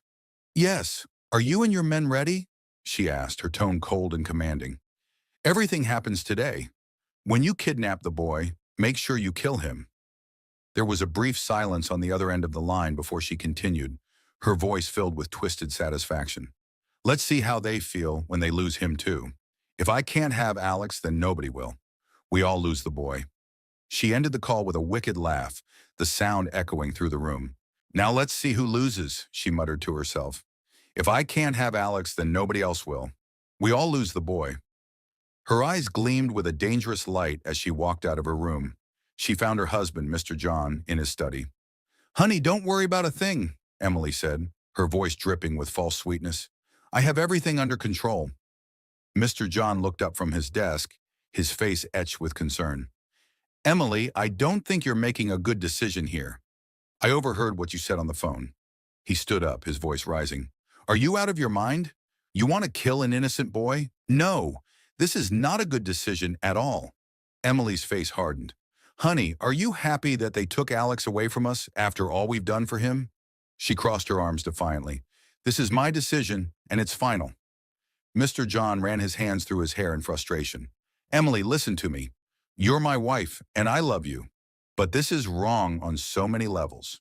You can't do such a thing to a boy just because his biological mother came for him. I won't support this madness. You don't have to support it, Emily snapped. I'll handle it myself. Mr. John paced the room, his anger mixing with disbelief. Have you forgotten all the years we spent raising Alex? The birthdays, the school plays, the family vacations? How can you even think about hurting him? Emily's eyes flashed. Those memories mean nothing now. He's not ours anymore, John. Can't you see that? But that doesn't give us the right to harm him, Mr. John shouted, slamming his fist on the desk. Think about what you're doing, Emily. This isn't just illegal. It's morally reprehensible. Emily turned away, her voice cold. I've made up my mind. Either you're with me or you're against me. Mr. John stared at his wife, barely recognizing the woman before him. He was furious that Alex had been taken away, but the thought of harming the boy they had raised as their own made him sick to his stomach. I won't be part of this, Emily. If you go through with this plan, you're on your own. Emily laughed bitterly. Fine, I don't need your help anyway. You'll see, John. In the end, you'll thank me for this. As Emily stormed out of the room, Mr. John collapsed into his chair, his head in his hands. He knew he had to find a way to stop his wife before it was too late, but he felt powerless against her determination. The once happy family was now torn apart, with an innocent boy caught in the middle of a dangerous game. That same day, Alex was set to travel to another state to continue his education. He would be staying with a man named Mr. James, a friend of his school teacher, who lived in a B estate. Before the journey, Amanda sat Alex down in their small living room, her eyes filled with a mix of pride and worry as she looked at her son. Alex, my dear, she began, I want to make sure you're prepared for this new chapter in your life. Alex nodded, his backpack already packed and waiting by the door. I'm listening, Mom, he said, trying to hide his nervousness. Amanda took his hands in hers. First and foremost, always be respectful to Mr. James. He's kind enough to take you in, so show him your best behavior. She paused, then added, and remember, even if you think you're right, be the first to apologize if there's a disagreement. It shows maturity and strength of character. But what if I'm really sure I'm right? Alex asked, his brow furrowed. Amanda smiled gently. Sometimes keeping peace is more important than being right. You'll understand as you grow older. She hugged him tightly. Don't worry too much. I promise I'll visit you in a B estate as soon as I can. You're going to do great things, my son. As they prepared to leave for the motor park, Alex's teacher arrived to see him off. The three of them walked together, with Alex between them, his backpack slung over his shoulder. At the busy motor park, they found the bus that would take Alex to a B estate. The air was filled with the sounds of engines revving and people shouting farewells. Alex, his teacher said, placing a hand on his shoulder, I hope you were listening to your mother's advice. It's all very important. She smiled warmly. Mr. James is a wonderful person. I'm sure you'll get along well with him. Alex nodded, trying to look brave. Yes, teacher, I'll do my best. As Alex prepared to board the bus, Amanda hugged him one last time. Be safe, my dear. Call me as soon as you arrive. I will, Mom, Alex promised, his voice slightly shaky. He climbed onto the bus, finding a seat by the window. As the driver started the engine, Alex waved to his mother and teacher. They waved back, standing close together for support. The bus slowly pulled out of the motor park. Alex kept waving until he could no longer see the two women who had shaped his life. As the familiar sights of his hometown faded away, he felt a mixture of excitement and fear for the journey ahead. Amanda and the teacher watched until the bus was out of sight. He'll be fine, the teacher reassured Amanda, noticing the tears in her eyes. Amanda nodded, wiping her eyes. Yes, he will. He's a strong boy. As they turned to leave the motor park, Amanda silently prayed for her son's safety and success in his new home. The bus rumbled along the road, leaving the busy motor park behind. Alex sat quietly, watching the scenery change from buildings to trees. Suddenly, the peaceful journey was shattered. "What's happening?" a passenger shouted as the bus swerved violently. The driver yelled, "Someone's shooting at us!" Gunshots rang out, and the bus screeched to a halt. Alex's heart pounded as he saw men with masks and guns emerge from the bushes. "Everyone out now!" one of the men shouted, waving his gun. Passengers screamed and cried. An old woman next to Alex whimpered, "Oh God, please help us!" Alex, just 13, had never been so scared. He crouched down in his seat, trembling. "You too, boy! Get down!" a masked man yelled at Alex. With shaky legs, Alex followed the other passengers off the bus. They all huddled together on the roadside. The masked men moved through the group, roughly pushing people aside. Alex felt a strong hand grab his shoulder. "Look up, boy!" a gruff voice commanded. Alex slowly raised his head, his eyes wide with fear. "That's the target," confirmed one of the men. Before Alex could react, a cloth was shoved into his mouth. He tried to scream, but only muffled sounds came out. "Quiet, kid," a kidnapper growled, lifting Alex off his feet. Alex kicked and struggled, but the man was too strong. He heard the other passengers yelling as he was carried away. "What are you doing? He's just a child," someone shouted. "Leave the boy alone," another voice called out, but the kidnappers ignored them, taking Alex deeper into the bush.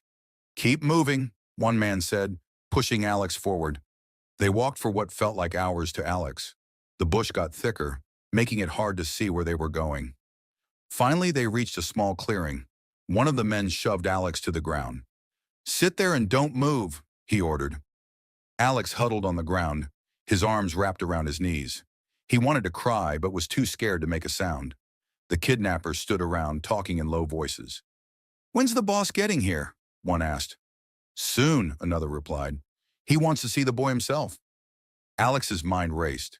Who was their boss? What did they want with him? As the sun began to set, casting long shadows through the trees, Alex had never felt more alone and afraid.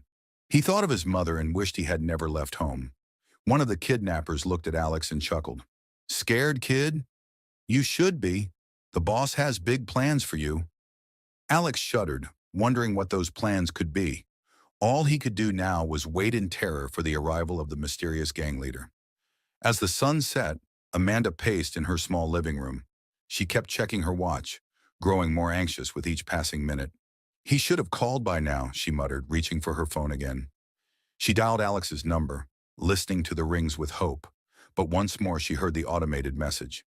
"The number you have dialed is switched off." Amanda's hands shook as she ended the call. "Why is his phone off? I told him to keep it on at all times." She tried to calm herself, taking deep breaths. "Maybe the battery died, or there's no signal. Yes, that must be it." But as the night grew darker, her worry increased. She decided to call Mr. James in a B estate. The phone rang several times before a man's voice answered. "Hello, Mr. James. This is Amanda, Alex's mother," she said quickly. "Oh, hello, Amanda. Is everything okay?" Mr. James asked. Amanda's voice trembled as she spoke. "I'm calling to check if Alex has arrived. He hasn't called me yet." There was a pause on the other end. "I'm sorry, Amanda, but Alex isn't here. I've been waiting all day, but there's no sign of him or the bus he was supposed to be on." Amanda felt her heart drop. "What? But he left this morning. He should have been there hours ago." "I know," Mr. James replied, concern evident in his voice. "I've tried calling the bus company, but I can't get through." Amanda sank into a chair, her legs weak. "Something's wrong. I can feel it. My boy's in trouble." Amanda's heart raced as she rushed to the motor park, her mind filled with terrible thoughts. The night air was cool, but she didn't notice, focused only on finding out what happened to Alex. At the motor park, she found a small group of people talking in hushed tones. As she approached, they turned to look at her with sympathy. "Excuse me," Amanda said, her voice shaking. "I'm looking for information about the bus that left for state this morning. My son was on it, and—" An older man stepped forward, his face grim. "Are you Alex's mother?" he asked gently. Amanda nodded, her throat tight with fear. The man sighed heavily. "I'm sorry to tell you this, but there was an incident on the road. The bus was attacked by a group of men. They They kidnapped your son. Amanda felt her legs give way. She stumbled, and someone caught her arm to steady her. No, no, please tell me my son is safe. Amanda cried, tears streaming down her face. He is my only hope. There must be some mistake. A woman nearby tried to comfort her. Please, you have to calm down. The police are already working on it. I'm sure they will find your son. You must be patient. Amanda couldn't stop sobbing. Patient? How can I be patient when my boy's out there, scared and alone? The older man who had broken the news spoke again. Ma'am, I understand your pain. I was on that bus. Your son, he was brave. He didn't cry or make a fuss when they took him. You saw it happen? Amanda asked, her voice barely a whisper. Did they hurt him? The man shook his head. No, they didn't harm him. They seemed to know who he was. It was like they were looking for him specifically. This information made Amanda's blood run cold. But why? Who would want to take my Alex? No one had an answer for her. The group at the motor park tried their best to console Amanda, offering her water and a place to sit. But she felt numb, barely hearing their words of comfort. After what seemed like hours, Amanda slowly stood up. I need to go home. I need to pray for my son. As she turned to leave, the woman who had spoken earlier touched her arm. We'll pray for Alex, too. Don't lose hope. Amanda nodded weakly and began the long walk home. Each step felt heavy, her mind replaying memories of Alex's smile, his laughter. When she finally reached her small house, she collapsed to her knees by the bed. Please, God, she prayed, her voice hoarse from crying. Guide and protect my son. Bring him back to me safely. He's all I have in this world. As the night wore on, Amanda remained there, alternating between fervent prayers and quiet sobs, hoping against hope for her son's safe return. The next morning, the gang leader arrived at the secret hideout deep in the bush. As he entered the small, dilapidated building, his men stood at attention, bowing their heads in respect. Boss, welcome, said his assistant, a thin man with a scar across his cheek. We have the target, job well done, as expected. The gang leader nodded, his face stern. Good work, boys. I knew you wouldn't fail me. The woman paid us a lot for this job. He pulled out his phone and dialed a number. After a few rings, a woman's voice answered. Good news, madam, the gang leader said, his voice low and gruff. We have the boy, and we're about to finish the job as you requested. The woman's voice crackled through the speaker, loud enough for everyone to hear. Go ahead and finish the boy. How many times do I have to tell you that? The gang leader was about to respond when he realized the woman hadn't hung up. He heard her continue speaking, presumably to someone else in the room with her. If I can't have Alex, Amanda can't have him either, the woman ranted. I know it's her child, but she will not have him, and I won't have him either. Both of us will lose him. The gang leader's eyebrows furrowed as he listened. He looked at Alex, who was huddled in the corner, fear evident in his young eyes. Alex, sensing that something was about to happen, began to plead. Please, please, don't kill me, he begged, his voice trembling. I'm just a boy. I haven't done anything wrong. The gang leader held up his hand, silencing both Alex and his men. He stared at the boy intently, a nagging feeling growing in his gut. There was something familiar about Alex's features, something that reminded him of his past. Wait, he instructed his men, who were moving toward Alex. He approached the boy slowly, studying his face. Boy, he said, his voice softer now. What's the name of your mother? Alex swallowed hard before answering. While I was growing up, I heard people call her Amanda. The gang leader's eyes widened in shock. No way, he whispered, then louder. No way.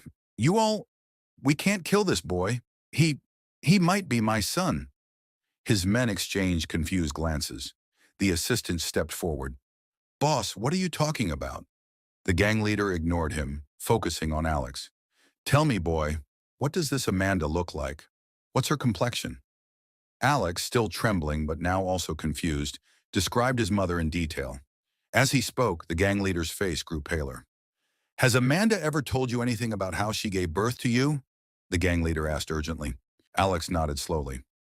She told me that someone in her village, a man she was in love with, got her pregnant. But he denied the baby and ran away. She left home because of shame and rejection from her family. She suffered a lot, gave birth to me, and then left me at the billionaire's mansion. That's how I became their child. The gang leader's legs felt weak. He sat down heavily on a nearby chair. What's the name of the village? He asked, his voice barely above a whisper. When Alex mentioned the name, the gang leader fell to his knees.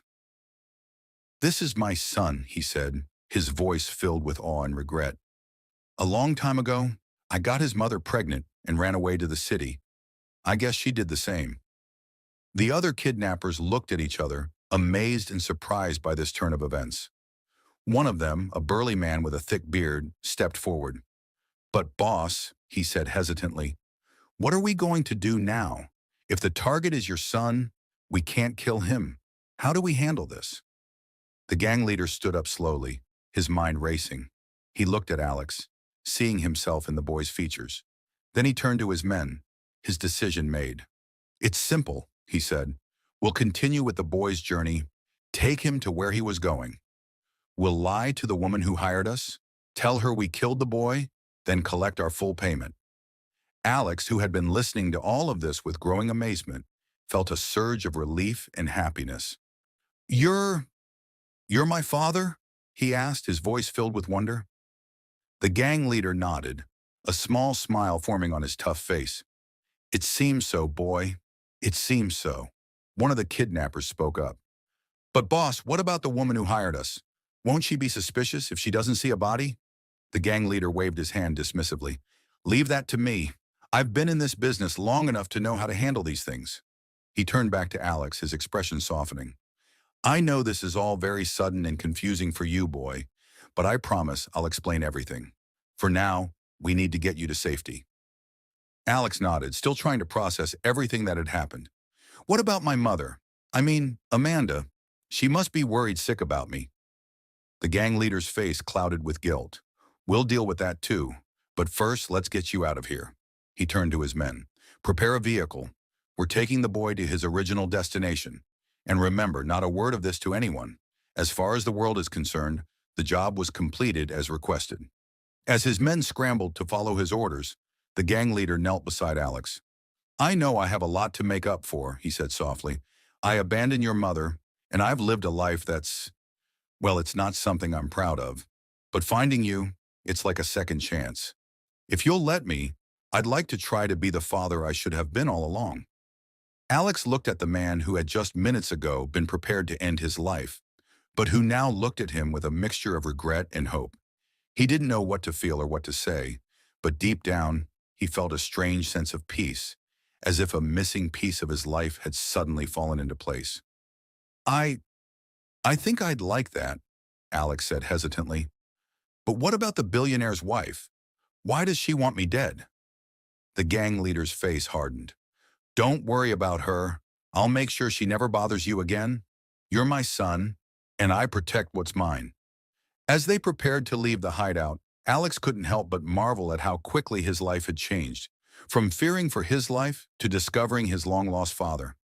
It all seemed like a dream, but as he looked at the gang leader, his father, he knew that this was just the beginning of a new chapter in his life, one filled with both challenges and opportunities. The gang leader, now known to Alex as his father, led him quietly through the bush. They reached a small clearing where a motorcycle was hidden. We'll take this bike to the nearest bus station, the gang leader explained. It's safer than using our usual vehicles. Alex nodded, still trying to process everything that had happened. Will you come with me to Abbey Estate? He asked hesitantly. The gang leader shook his head. I can't, son.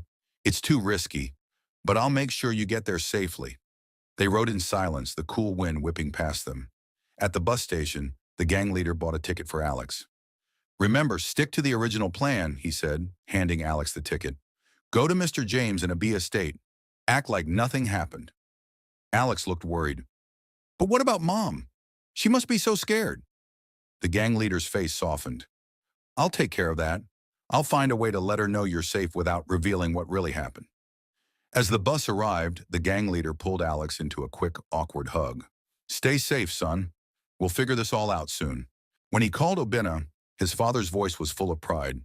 That's my boy. I knew you had it in you, Alex. Well done. The day before Alex was to leave for Europe, Amanda and Obena came to visit him. They decided to take a trip to the city to celebrate. As they walked through the bustling streets, Amanda couldn't stop smiling. My son going to Europe for studies. Who would have thought? Obena nodded, patting Alex on the back. You've made us proud, son. Remember where you came from, but don't be afraid to dream big. Alex looked at his parents, feeling a mix of excitement and gratitude. I couldn't have done it without your support, both of you. As they sat in a small restaurant, enjoying a special dinner, Alex's teacher, Mr. James, joined them. I hope you don't mind me crashing your family celebration, he said with a smile. Not at all, Alex replied. You've been a big part of my journey too. Mr. James raised his glass in a toast. To Alex, a bright young man with an even brighter future.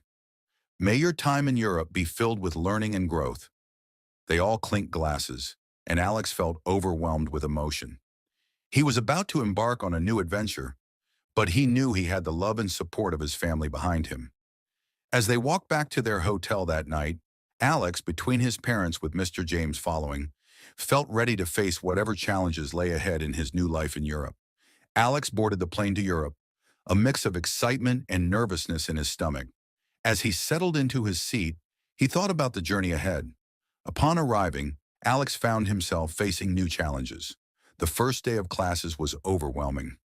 I can't understand half of what the professor is saying, he confided to his roommate, Mike. Mike patted his shoulder.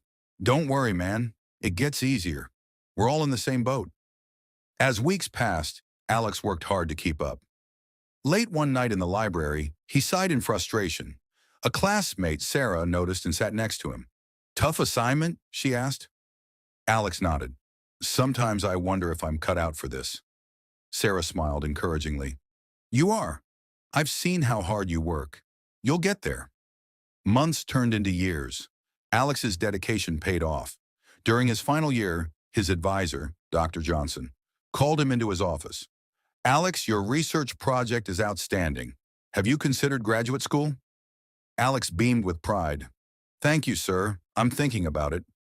On graduation day, Alex stood in his cap and gown, diploma in hand. He called his parents. Mom, Dad, I did it. I graduated with honors.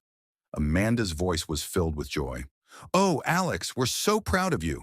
Obena added, well done, son. You've made us all proud. As Alex looked at his fellow graduates, he felt a sense of accomplishment. He had faced challenges but overcome them all. Alex's plane touched down in Nigeria, his heart racing with excitement. As he walked through the airport, he spotted his mother waiting. Mom! Alex called out, waving. Amanda's eyes widened in shock. She barely recognized her son, now a grown man. Alex, is that really you? As Alex approached, Amanda burst into tears of joy. She pulled him into a tight hug. My son, you're back! Alex hugged her back, feeling emotional. I've missed you so much, Mom. They got into a waiting car. As they drove to their old house, Amanda couldn't stop looking at Alex. You've changed so much, she said, wiping her eyes. Look at you, all grown up and educated. Alex smiled. I'm still your son, Mom. Just a bit taller now. As they neared the house, Alex saw his father waiting outside. Dad! He called out as the car stopped. Obena's face broke into a wide grin. Welcome home, son, he said, embracing Alex. The family stood together, overcome with happiness at being reunited after 4 long years. Days turned into months as Alex settled back into life in Nigeria. He began searching for a job, focusing on hospitals in Lagos. One day, Alex came home excited. Mom, Dad, I've got great news, he announced. Amanda looked up from her cooking. What is it, my son? I've been offered a position as a doctor at Lagos Central Hospital. Alex beamed. Obena clapped his hands. That's wonderful, Alex. It's one of the best hospitals in the city.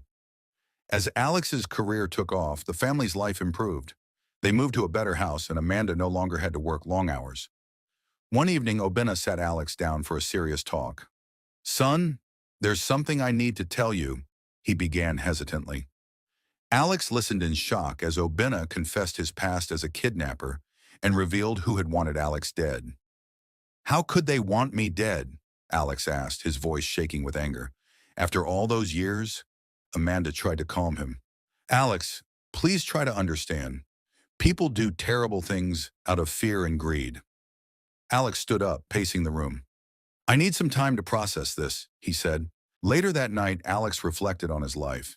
He thought about the billionaire family who had raised him. Despite their final actions, they had given him a good life for many years.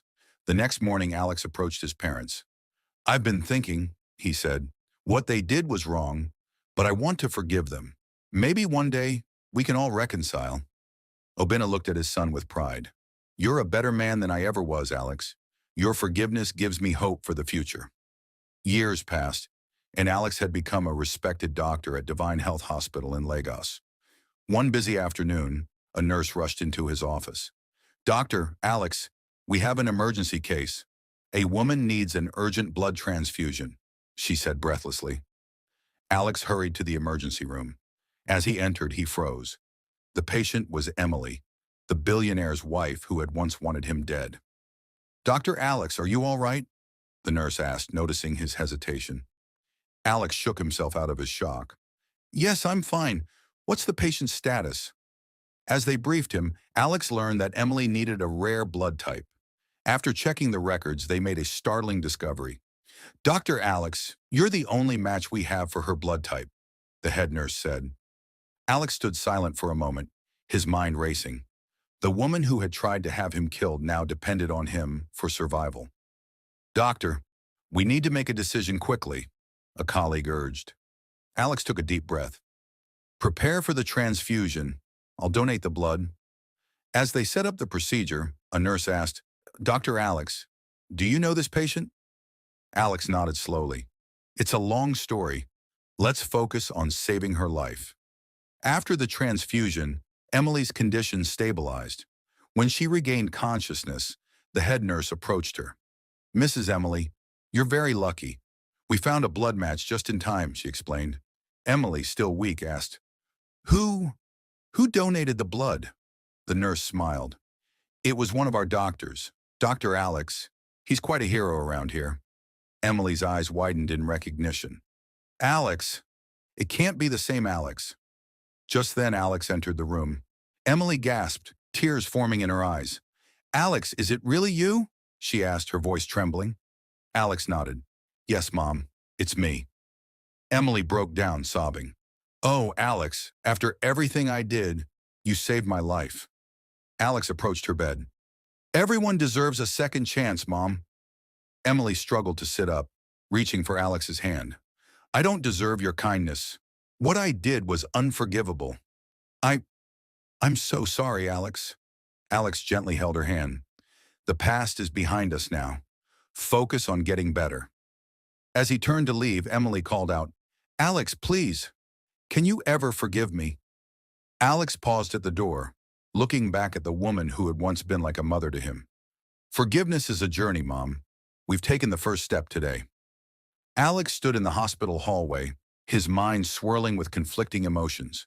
He had just saved Emily's life, the woman who had once tried to have him killed. As he contemplated his next move, he felt a hand on his shoulder. It was his father, Obina. Son, I heard what happened, he said softly. You did a brave thing. Alex nodded, still deep in thought. I couldn't let her die, Dad, but I don't know what to do now. Just then, Amanda arrived out of breath from rushing to the hospital. Alex, are you okay? She asked, hugging him tightly. Alex looked at his parents, feeling a surge of love and gratitude. I'm fine, Mom, but I think it's time we faced our past. The next day, Alex entered Emily's hospital room. Mr. John was there too, looking older and worn. When they saw Alex, both of their faces filled with shame and regret. Alex, Mr. John began, his voice cracking, we don't deserve your kindness after what we did. Alex took a deep breath. You're right, you don't. But holding on to anger and resentment won't help any of us move forward. Emily reached out her hand weakly. We raised you for years, Alex. We loved you, but our fear and selfishness blinded us in the end. Can you ever forgive us? Alex was quiet for a moment, then he said, You did give me a good life for many years. And yes, I think I can forgive you. But it will take time to rebuild trust. Just then, Amanda and Obina entered the room. The atmosphere tensed immediately. Alex looked at all of them. I have two sets of parents. Both have made mistakes, but both have also shown love. I think it's time we all tried to come together. Over the next few weeks, as Emily recovered, the two families began the difficult process of reconciliation. There were tears, heated arguments, and painful confessions, but slowly, understanding and forgiveness began to grow. Months later, at Alex's suggestion, they all gathered for a family dinner. As they sat around the table, Alex raised his glass. To family, he said, not just by blood, but by choice and forgiveness. Amanda smiled at Emily. Thank you for giving my son a good life when I couldn't. Emily nodded, tears in her eyes. And thank you for raising such a compassionate man. Mr. John looked at Obina. We've all made mistakes, but Alex has shown us the power of forgiveness. Obina agreed. We're all his parents in different ways. Let's focus on being there for him now. As the evening went on, laughter and conversation flowed more easily. It wasn't perfect, and there was still healing to be done. But Alex looked around the table, feeling a sense of peace. He had two mothers, two fathers, and a family that, despite its complicated past, was finally coming together. Amanda decided it was time to face her past. She told Alex and Obina, I want to visit my village to see my parents. Alex was surprised. You have parents? My grandparents are still alive? Amanda nodded. Yes, but I haven't seen them since I ran away as a teenager. They traveled to the village together. As they approached a small house, an old couple sat outside. Amanda's voice trembled. Mom!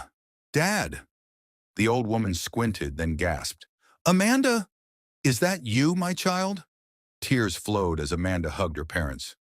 I'm so sorry I ran away, she sobbed. Her father patted her back. We've missed you so much. We're just happy you're home. Amanda introduced Alex and Obina. This is your grandson, Alex, and my husband, Obina. Alex stepped forward nervously. Hello, I'm glad to finally meet you. His grandmother hugged him tightly. Oh, look at you, such a handsome young man. They spent the day sharing stories, laughing and crying. Alex learned about his family's history and felt a new sense of belonging. As they prepared to leave, Alex's grandfather said, You must visit more often. We want to know our grandson better. Alex smiled. I'd like that very much. Alex felt content. He had two sets of parents who loved him, and now grandparents too. You know, he said to Amanda and Obina, I think our family's finally complete. Amanda squeezed his hand. Yes, it is. And we're all so proud of you, Alex. From that day on, Alex's life was filled with the love of his extended family. The past hurts were healed, and they all looked forward to a happy future together.